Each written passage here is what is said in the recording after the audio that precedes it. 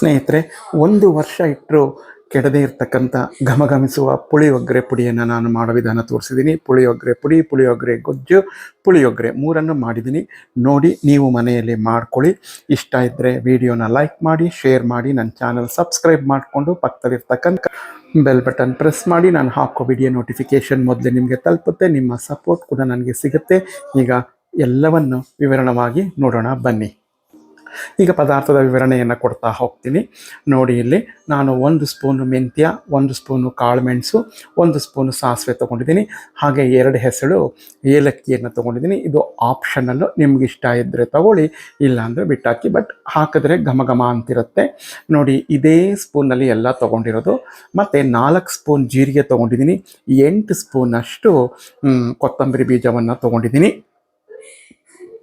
ಹಾಗೆ ನಿಮಗೆ ಖಾರಕ್ಕೆ ಅನುಗುಣವಾಗಿ ನೀವು ಮೆಣಸಿನ್ಕಾಯನ್ನು ತೊಗೊಳ್ಳಿ. ನಾನು ಬ್ಯಾಡಗಿ ಮೆಣಸಿನ್ಕಾಯಿ ಒಂದು 20 ತೊಗೊಂಡಿದ್ದೀನಿ. ಇಲ್ಲಿ 1 ಸ್ಪೂನು ಉದ್ದಿನಬೇಳೆ, 2 ಸ್ಪೂನು ಕಡಲೆಬೇಳೆ ತೊಗೊಂಡಿದ್ದೀನಿ. ಇದು ಸಪ್ರೇಟಾಗಿ ಹುರ್ಕೋಬೇಕು. ಇಲ್ಲಿ ನಾನು ಸ್ವೀಟ್ಗೆ ಅಂತ ರೆಡಿ ಮಾಡಿ ಇಟ್ಕೊಂಡಿದ್ದೆ ಕರಿ ಎಳ್ಳು, ಬಿಳಿ ಎಳ್ಳನ್ನ ಹುರಿದು ಅದನ್ನೇ ತೊಗೊಂಡಿದ್ದೀನಿ. ಇದರಲ್ಲಿ ಯಾವುದಾದ್ರೂ ಒಂದಿದ್ರೂ ನಿಮಗೆ ನಡೆಯುತ್ತೆ. ನಾನು 2 ಸ್ಪೂನಷ್ಟು ತೊಗೊಂಡಿದ್ದೀನಿ.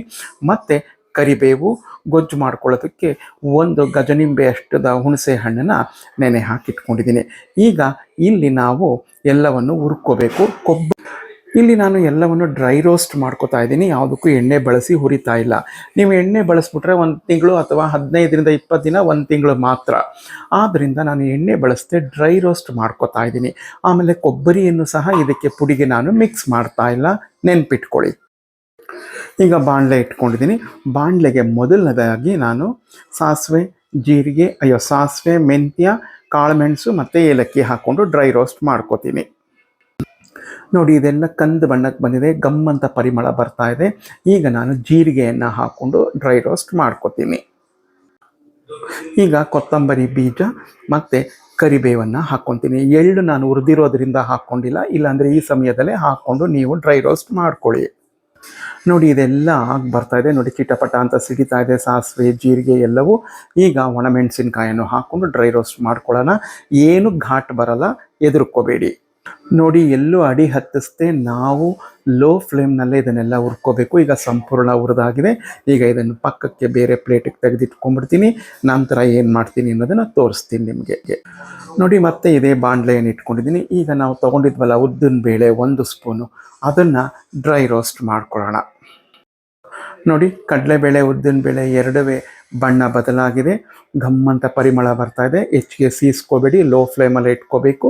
ಈಗ ಇದನ್ನು ತೆಗೆದು ಬೇರೆ ಒಂದು ತಟ್ಟೆಯಲ್ಲಿ ಹಾಕಿ ಇಟ್ಕೊಂಬಿಡೋಣ. ನೋಡಿ, ತಟ್ಟೆಯಲ್ಲಿ ಆರಿರ್ತಕ್ಕಂಥ ಮಸಾಲೆ ಪೌಡರ್ನ ಮೊದಲು ಪುಡಿ ಮಾಡಿ ಇಟ್ಕೊಂಬಿಡೋಣ. ಇದರಲ್ಲಿ ನೀವು ತಿಳಿಸಾರು ಮಾಡ್ಕೋಬೋದು, ರಸಮು ಸಹ ಮಾಡ್ಕೋಬೋದು, ಹುಳಿಗಳಿಗೂ ಹಾಕ್ಕೋಬೋದು. ಈ ಕಡಲೆಬೇಳೆ, ಉದ್ದಿನಬೇಳೆ, ಎಳ್ಳು ಇದನ್ನು ಸಪ್ರೇಟಾಗಿ ಪುಡಿ ಮಾಡಿ ಇಟ್ಕೊಂಬಿಡೋಣ. ಮೊದಲು ಇದಕ್ಕೆ ಇದನ್ನು ಹಾಕ್ಕೊತಾ ಇದ್ದೀನಿ. ಇದಕ್ಕೆ ನೀವು 1 ಚಿಟಿಕೆ ಅರಿಶಿನ ಮತ್ತು ಪುಡಿ ಹಿಂಗನ್ನು ಹಾಕ್ಕೊಳ್ಳಿ. ಹೆಚ್ಚಿಗೆ ಪುಡಿ ಹಿಂಗೆ ಹಾಕ್ಕೊಳ್ಳಿ, ಘಮ್ಮನ್ನುತ್ತೆ. ನೋಡಿ, ಈ ಪುಡಿಯನ್ನು ನೀವು ತಿಳಿಸಾರಿಗೆ, ರಸಮ್ಗೆ, ಹುಳಿಗೆ ಎಲ್ಲದಕ್ಕೂ ಹಾಕ್ಕೋಬೋದು. ತುಂಬ ಚೆನ್ನಾಗಿರುತ್ತೆ. ಪುಳಿಯೋಗರೆಗೂ ಹಾಕ್ಕೋಬೋದು. ಈ ರೀತಿ ಸಪ್ರೇಟಾಗಿ ಮಾಡಿ ಇಟ್ಕೊಂಡ್ರೆ. ಈಗ ಇದನ್ನು ತೆಗೆದು ಪಕ್ಕಕ್ಕೆ ಇಟ್ಕೊತೀನಿ. ಈಗ ಇವು 3ನ ಪುಡಿ ಮಾಡಿ ಇಟ್ಕೊತೀನಿ ಸಪ್ರೇಟಾಗಿ. ಇದೇ ಸಪ್ರೇಟು, ಅದೇ ಸಪ್ರೇಟು. ನೋಡಿ, ಇದನ್ನೇ ಸಪ್ರೇಟಾಗಿ ಪುಡಿ ಮಾಡಿ ಇಟ್ಕೊಂಡಿದ್ದೀನಿ. ಇವನ್ನೆಲ್ಲ ನೀವು ಒಂದು ಡಬ್ಬಿಯಲ್ಲಿ ಹಾಕಿ ತುಂಬಿಟ್ಕೋಬೋದು. ಏನೂ ಆಗೋದಿಲ್ಲ, ಕೆಡೋದೂ ಇಲ್ಲ. ನೋಡಿ, ಅದೇ ಬಾಣಲೆ ಇಟ್ಕೊಂಡು ಒಂದು 7 ಸ್ಪೂನಷ್ಟು ಕಡಲೆಕಾಯಿ ಎಣ್ಣೆ ಹಾಕ್ಕೊಂಡಿದ್ದೀನಿ. ಈಗ ಎಣ್ಣೆ ಕಾದು ಬಂದಿದೆ. ಸಾಸಿವೆ, ಜೀರಿಗೆ ಹಾಕ್ಕೊಂಡು ಸಿಡಿಸ್ಕೊತೀನಿ. ನೋಡಿ, ಇದೆಲ್ಲ ಸಿಡಿತಾ ಬಂತು. ಈಗ ಕಡಲೆಕಾಯಿ ಬೀಜ ಹಾಕ್ಕೊಂಡು ಬಾಡಿಸ್ಕೊತೀನಿ. ಕೆಲವರು ಮೊದಲೇ ಬಾಡಿಸಿ ಇಟ್ಕೊಂಡ್ಬಿಡ್ತಾರೆ. ನಾನು ಹಾಗೆ ಮಾಡ್ತಿಲ್ಲ. ಇದನ್ನು ಗೊಜ್ಜೊಳಗೇ ಒಟ್ಟಿಗೆ ಮಾಡ್ಕೊತೀನಿ. ಯಾಕೆಂದರೆ ನಾನು ಈಗಲೇ ಉಪಯೋಗಿಸೋದ್ರಿಂದ ಈ ರೀತಿಯಲ್ಲಿ ಮಾಡ್ಕೊತೀನಿ ನಾನು. ನೋಡಿ, ಈಗ ಇದೆಲ್ಲ ಆಗಿ ಬಂತು. ಈಗ ಕರಿಬೇವು, ಕಡಲೆಬೇಳೆ, ಉದ್ದಿನಬೇಳೆ ಬೇಕಾದ್ರೆ ನೀವು ಹಾಕ್ಕೋಬೋದು. ನಾನು ಅದನ್ನೇನು ಬಳಸ್ತಾ ಇಲ್ಲ. ಹೆಚ್ಚಿಗೆ ಹೇರಳವಾಗಿ ಕರಿಬೇವನ್ನು ಹಾಕ್ಕೋಬೇಕು. ಪುಳಿಯೋಗರೆಗೆ ಕರಿಬೇವೇ ಬಹಳ ಮುಖ್ಯ. ಹಾಗೆ ಸ್ವಲ್ಪ ಕರಿ ಎಳ್ಳನ್ನು ಸಹ ಹಾಕ್ಕೊತಾ ಇದ್ದೀನಿ ಇಲ್ಲಿ ಒಗ್ಗರಣೆಗೆ. ಇದು ಆಪ್ಷನಲ್, ನಿಮ್ಗೆ ಇಷ್ಟ ಇದ್ದರೆ ಹಾಕ್ಕೊಳ್ಳಿ, ಇಲ್ಲಾಂದರೆ ಬಿಡಿ. ಮತ್ತು ಒಣಮೆಣಸಿನ್ಕಾಯಿ ಇದಿಷ್ಟನ್ನು ಹಾಕ್ಕೊಂಡು ಬಾಡಿಸ್ಕೊಳ್ಳೋಣ. ನೋಡಿ ಇದೆಲ್ಲ ಬಾಡಿ ಬಂದಿದೆ. ಈಗ ಹುಣಸೆ ಹುಳಿಯನ್ನು ಹಿಂಡ್ಕೊಂಡು ಮತ್ತೆ ಅದನ್ನು ಎರಡನೇ ಬಾರಿ ನಾನು ಶೋಧಿಸ್ಕೊಂಡು ನಿಮಗೆ ಎಷ್ಟು ಗೊಜ್ಜು ಬೇಕೋ ಅಷ್ಟಕ್ಕೆ ನಾನು ಹಾಕ್ಕೊತಾ ಇದ್ದೀನಿ. ಅಂದರೆ ನಾನು ಎಷ್ಟು ಅನ್ನ ಮಾಡ್ಕೊಂಡಿದ್ದೀನೋ ಅಷ್ಟಕ್ಕೆ ನಾನು ಗೊಜ್ಜು ಮಾಡ್ಕೊತಾ ಇದ್ದೀನಿ. ನೀವು ಹೆಚ್ಚಿಗೆ ಬೇಕಾದರೂ ಮಾಡಿ ನೀವು ಫ್ರಿಡ್ಜಲ್ಲಿ ಇಟ್ಕೋಬೋದು. ನನಗೆ ಇವತ್ತಿಗೆ 2 ಪಾವ್ ಅಕ್ಕಿ ಅನ್ನ ಮಾಡ್ಕೊಂಡಿದ್ದೀನಿ. ಅದಕ್ಕೆ ತಕ್ಕಷ್ಟು ಹುಳಿಯನ್ನು ಹಿಂಡ್ಕೊಂಡು ಅದಕ್ಕೆ ಬೇಕಾದಷ್ಟು ಪುಡಿಯನ್ನು ಮಾತ್ರ ನಾನಿಲ್ಲಿ ಬಳಸ್ಕೊತೀನಿ. ನೋಡಿ ಹಾಗೆ ಇದಕ್ಕೆ ರುಚಿಗೆ ತಕ್ಕಷ್ಟು ಉಪ್ಪನ್ನು ಸಹ ಈಗಲೇ ಹಾಕ್ಕೊಂಡು ಇದನ್ನು ಸಣ್ಣಗೆ ಕುದಿಸ್ಕೊಳ್ಳೋಣ. ನೋಡಿ ಉಪ್ಪೆಲ್ಲ ಹಾಕಿ ಕುದೀತಾ ಇದೆ. ಈಗ ನಾನು ನಮ್ಮ ಮನೆಯ ಸಿಹಿಗೆ ಅನುಗುಣವಾಗಿ ಬೆಲ್ಲವನ್ನು ಹಾಕೋತಾ ಇದ್ದೀನಿ. ನಾನು ಒಳ್ಳೆ ಜೋನಿ ಬೆಲ್ಲ ಹಾಕೋತಾ ಇದ್ದೀನಿ. ನಿಮ್ಮ ಹತ್ರ ಯಾವ ಬೆಲ್ಲ ಇದ್ದರೆ ಅದನ್ನು ಹಾಕ್ಕೊಳ್ಳಿ. ಹಾಕ್ಕೊಂಡು ಇದನ್ನು ಮಿಕ್ಸ್ ಮಾಡ್ಕೊಳ್ಳೋಣ. ನೋಡಿ ಸ್ನೇಹಿತರೆ, ಈಗ ನಾನು ಪುಡಿ ಎಷ್ಟು ಬೇಕು ನಿಮಗೆ ಗೊಜ್ಜು ಅಷ್ಟಕ್ಕೆ ನೀವು ಹುಡಿಯನ್ನು ಹಾಕ್ಕೊಳ್ಳಿ. ಮಸಾಲೆ ಹುರಿದಿದ್ದೀರಲ್ಲ ಅದನ್ನು ಮಿಕ್ಕಿದ್ರೆ ಎತ್ತಿಟ್ಕೊಳ್ಳಿ. ನಿಮಗೆ ತಿಳಿ ಸಾರಿಗೆ, ರಸಮ್ಗೆ ಮತ್ತು ಬೇಳೆ ಸಾರಿಗೆ, ಹುಳಿಗೆ ಎಲ್ಲದಕ್ಕೂ ಆಗುತ್ತೆ. ತುಂಬ ಚೆನ್ನಾಗಿರುತ್ತೆ. ವರ್ಷಾನ್ಗಟ್ಟಲೆ ಇಟ್ಕೋಬೋದು. ಇದನ್ನು ಏನೂ ಕೆಡೋದಿಲ್ಲ. ಈ ರೀತಿ ಡ್ರೈ ರೋಸ್ಟ್ ಮಾಡಿ ಇಟ್ಕೊಂಡ್ರೆ ಇಲ್ಲಿ ನಾವು ಕೊಬ್ಬರಿಯನ್ನು ಸಹ ಮಿಶ್ರಣ ಮಾಡಿಲ್ಲ. ವರ್ಷಾನ್ಗಟ್ಟಲೆ ಬರುತ್ತೆ. ತುಂಬ ಚೆನ್ನಾಗಿರುತ್ತೆ. ಈ ಸಮಯದಲ್ಲಿ ಸ್ಟವ್ನ ಲೋ ಫ್ಲೇಮ್ನಲ್ಲಿ ಇಟ್ಕೊಂಡು ನೀವು ಮಿಕ್ಸ್ ಮಾಡ್ಕೋಬೇಕು. ಇಲ್ಲಾಂದರೆ ಪುಡಿ ಹಾಕಿದ್ಮೇಲೆ ಅಡಿ ಹತ್ತು ಬಿಡುತ್ತೆ. ಆದ್ದರಿಂದ ನಿಧಾನಕ್ಕೆ ನೀವು ಮಿಕ್ಸ್ ಮಾಡ್ಕೊಳ್ಳಿ. ಈ ಸಮಯದಲ್ಲೇ ಕಡಲೆಬೇಳೆ, ಉದ್ದಿನಬೇಳೆ ಎಲ್ಲರೂ ಎಳ್ಳೆಲ್ಲ ಪುಡಿ ಮಾಡ್ಕೊಂಡಿದ್ದೀವಲ್ಲ ಅದನ್ನು ಹಾಕ್ಕೋಬೇಕು. ನಾನು ಸ್ಕಿಪ್ ಆಗಿದೆ, ಅದು ದಯಮಾಡಿ ಕ್ಷಮಿಸಿ. ಅಡಿಗೆ ಅರಿಶಿನವನ್ನು ಸ್ವಲ್ಪ ಹಾಕ್ಕೋತಾ ಇದ್ದೀನಿ.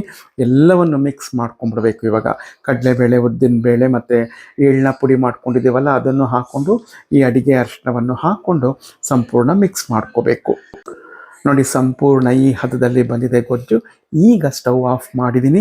ಕೊನೆಯಲ್ಲಿ ನಾನು ಪುಡಿ ಹಿಂಗನ್ನು ಉದುರಿಸ್ಕೊಂಡು ಒಂದ್ಸರಿ ಮಿಕ್ಸ್ ಮಾಡ್ಕೊತೀನಿ. ಇದು ವಿತೌಟ್ ಫ್ರಿಡ್ಜ್ ಹೊರಗಡೆ 3 ತಿಂಗಳ ಕಾಲ ಈ ಗೊಜ್ಜನ್ನು ನಾವು ಇಟ್ಕೋಬೋದು. ಆಯಿತಾ? ಇದನ್ನು ಮಿಕ್ಸ್ ಮಾಡಿ ನಾನು ಇದನ್ನು ಕೆಳಗಡೆ ಇಳಿಸ್ಕೊತೀನಿ. ನೋಡಿ 2 ಪಾವ್ ಸೋನಾ ಮಸೂರಿ ರೈಸ್ ಹಾಕ್ಕೊಂಡಿದ್ದೆ. ಅನ್ನ ತಣ್ಣಗಾಗಿದೆ. ಈಗ 1 ಸ್ಪೂನ್ ಸಕ್ಕರೆ ಹಾಕ್ಕೊಂಡಿದ್ದೀನಿ. ಆಮೇಲೆ ಕೊಬ್ಬರಿ ತುರಿಯನ್ನು ಹಾಕೋತಾ ಇದ್ದೀನಿ. ಈಗ ಗೊಜ್ಜು ಹಾಕ್ಕೊಂಡು ನಾವು ಮಿಶ್ರಣ ಮಾಡ್ಕೊಳ್ಳೋಣ.